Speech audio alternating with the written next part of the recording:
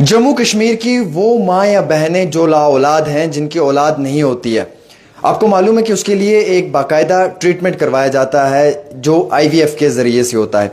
अब कई सारे लोगों के सवालात ये थे कि आईवीएफ क्या है भाई, ये आईवीएफ का प्रोसीजर क्या है, यहाँ पे टेक्नोलॉजी कौन सी यूज़ होती है, और आईवीएफ से जो बच्चा होता है क्या वो यकीनन तौर पे अपना होता है, जो टेस्ट ट्यूब बेबी है क्या वो अपने ही, यानी कि हम ये मानेंगे कि फादर एंड मदर का है।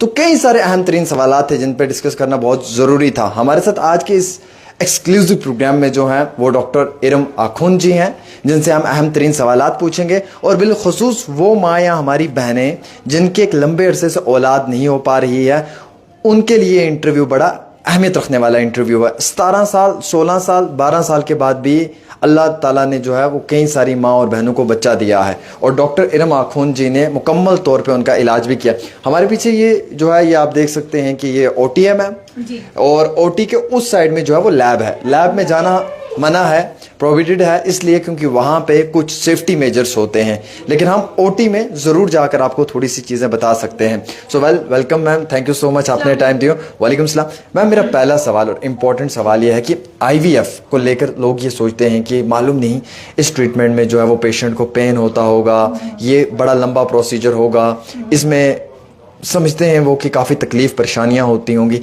आईवीएफ सिंपल वर्ड्स में अगर मैं आपसे पूछूं, ये कितने टाइम का प्रोसीजर है और ये क्या है आईवीएफ? जी, तो आईवीएफ के कुछ स्टेप्स होते हैं। पहला स्टेप ये होता है कि जब फीमेल का साइकिल आता है तो डे 2 से कुछ इंजेक्शंस लगते हैं, वो 10 से 12 दिन लगते हैं। ठीक है, तो पहला स्टेप है इंजेक्शंस लगना।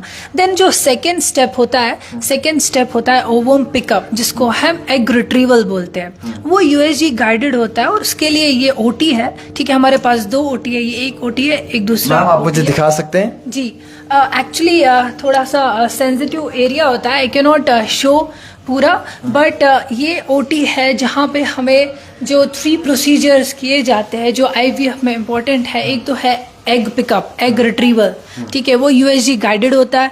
दूसरा हिस्ट्रोस्कोपी, जो किसी पेशेंट में ज़रूरत पड़ती है। और तीसरा जो इम्पोर्टेंट स्टेप है वो एम्ब्रियो ट्रांसफ़र है। सो वो हम यूएसजी गाइडेड इसी ओटी में करते हैं।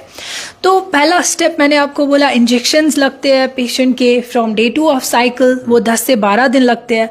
फिर उसके बाद जो सेकेंड स्टेप होता है वो एग रिट्रीवल होता है, वो शॉर्ट जनरल एनेस्थीसिया में किया जाता है। वो 15 मिनट का प्रोसीजर होता है, उसमें हम यूएसजी गाइडेड एग रिट्रीवल करते हैं। मैम ये जो मशीन्स आपके पीछे रखी हुई हैं, जी ये हिस्ट्रोस्कोप है।